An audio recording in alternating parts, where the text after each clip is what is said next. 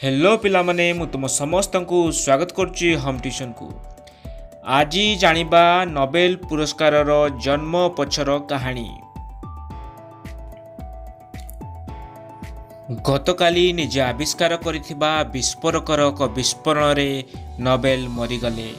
सही विस्फोरक द्वारा मुहूर्तक मध्य हजार हजार लोक मृत्युवरण करेंगे। यह आविष्कार तांकु विश्वर सबुठारु वित्तशाली मनीषरे परिणत कर देइथिला। यह थिला 1888 मसीहार एक फरासी संवादपत्रर शिरोनामा। किंतु वास्तव में विस्फोरण रे डिनामाइटर आविष्कर्ता आल्फ्रेड नोबेल मृत्युवरण करिनथिले। मृत्युवरण करथिले तांको भाई लुडविग नोबेल। मात्र ए संवाद पढ़िया परे नोबेल हेले मर्माहत। भाबिबाकु लागिले ताहेले मु मरीगला परे विश्व मते एही भली भावे मने रखिबो। तापरे से निजर समस्त संपत्ति को एक बैग रे रखी एक इच्छा पत्र तैयारी कराइले।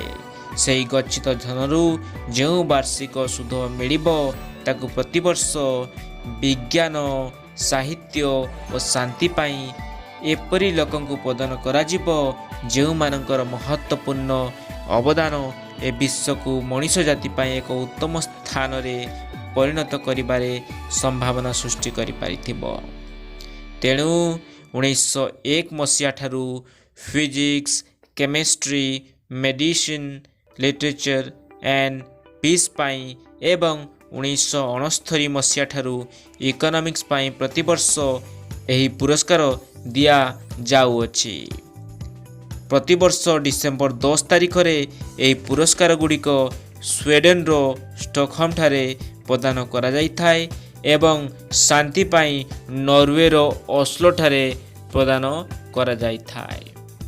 तेणु यह थिला नोबेल पुरस्कार रो जन्म पछर कहानी एवं कारण।